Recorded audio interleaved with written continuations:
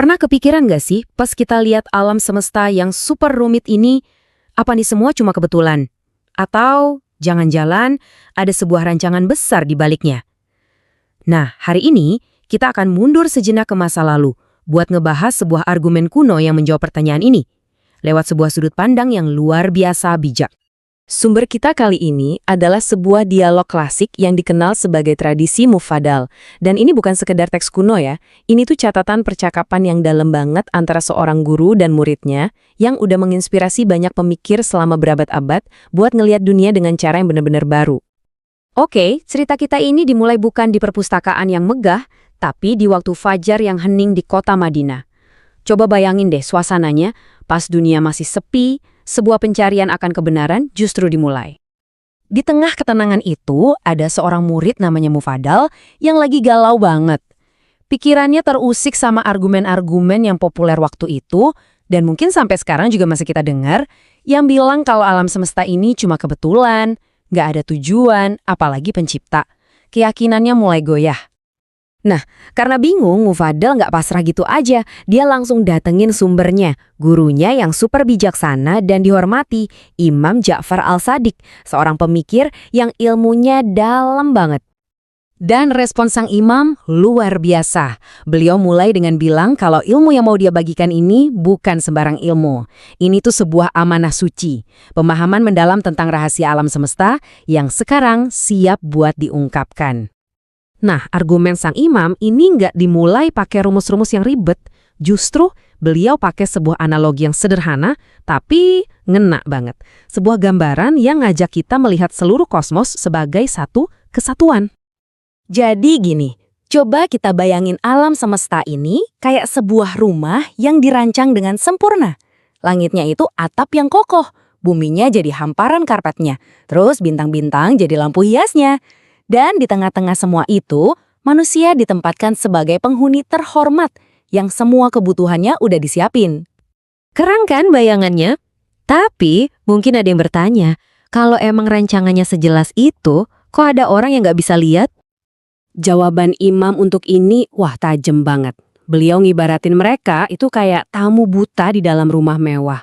Pas dia kesandung perabotan yang padahal udah ditaruh dengan pas, dia nggak sadar sama keterbatasannya, malah nyalahin arsiteknya.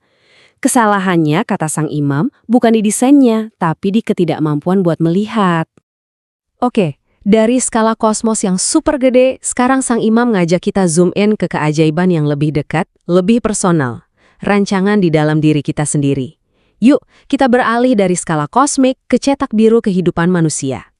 Beliau nunjukin awal mula hidup kita. Cuma sebuah embrio kecil yang tumbuh di dalam 3 lapis kegelapan, dinding perut, rahim, dan plasenta.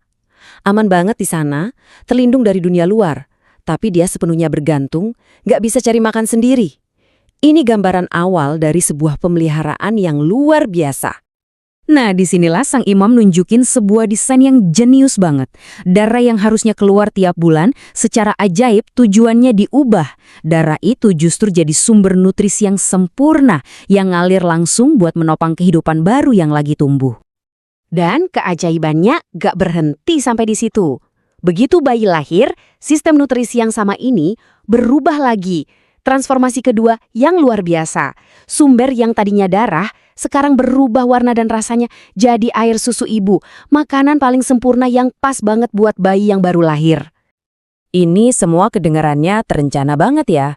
Tapi mungkin ada satu pertanyaan aneh yang muncul. Kenapa bayi manusia lahirnya lemah banget dan nggak berdaya? Menurut beliau, coba bayangin. Kalau bayi lahir dengan pikiran dewasa, dia pasti bakal ngerasa ngeri dan terhina karena bergantung banget sama orang lain. Dan yang paling penting, ikatan cinta yang tak ternilai antara orang tua dan anak, ikatan yang justru tercipta dari proses merawat makhluk kecil yang tak berdaya itu, nggak akan pernah terbentuk. Jadi, dalam ketidakberdayaan itu, ada hikmah yang dalam banget, penciptaan cinta. Oke, semua bukti tadi kayaknya nunjuk ke satu kesimpulan. Tapi tunggu dulu, ada satu argumen tandingan yang kuat yang sering banget kita dengar sampai sekarang. Mufadal pun sadar soal ini. Dia bilang banyak orang bakal gampang aja ngomong, ini semua bukan ciptaan siapa-siapa. Ini cuma kerjanya alam doang. Sebuah kekuatan tanpa pikiran yang ngatur semuanya. Nah, cara sang imam ngerespons ini pinter banget. Dia nggak langsung ngebantah. Malah, dia ngajuin satu pertanyaan simpel tapi fundamental. Emangnya alam ini punya pengetahuan? Punya kekuasaan? Apakah dia sadar dengan apa yang dia lakukan? Dan disinilah letak jeniusnya argumen beliau. Sang imam nggak menolak alam, tapi mendefinisikannya ulang secara total. Alam, kata beliau, itu bukan senimannya, tapi kuasnya. Bukan arsiteknya, tapi sistem atau aturan main yang udah ditetapin sang arsitek buat ngejalanin ciptaannya. Dan argumen inti ini dikuatin lagi sama bukti-bukti di seluruh tubuh kita. Tiap detailnya loh, mulai dari air mata bayi yang ternyata fungsinya buat bersihin otaknya, sampai kapan dan di mana gigi kita tumbuh dengan sempurna, semuanya jadi bukti dari sebuah rencana yang super teliti. Jadi, pada akhirnya, apa yang dicatat Mufadal ini ngasih kita sebuah cara pandang yang koheren dan menantang banget. Sebuah dunia di mana gak ada yang namanya kebetulan. Setiap elemen, dari galaksi paling jauh sampai sel paling kecil, adalah bagian dari sebuah desain yang presisi dan punya tujuan. Dan ini ninggalin kita dengan satu pertanyaan pamungkas buat direnungin. Pas kita lihat keajaiban alam semesta dan rumitnya diri kita sendiri, yang kita saksikan itu cuma serangkaian kecelakaan kosmik yang kebetulan beruntung, atau karya yang disengaja dari seorang arsitek agung? Nah, jawabannya ada di cara kita memandang.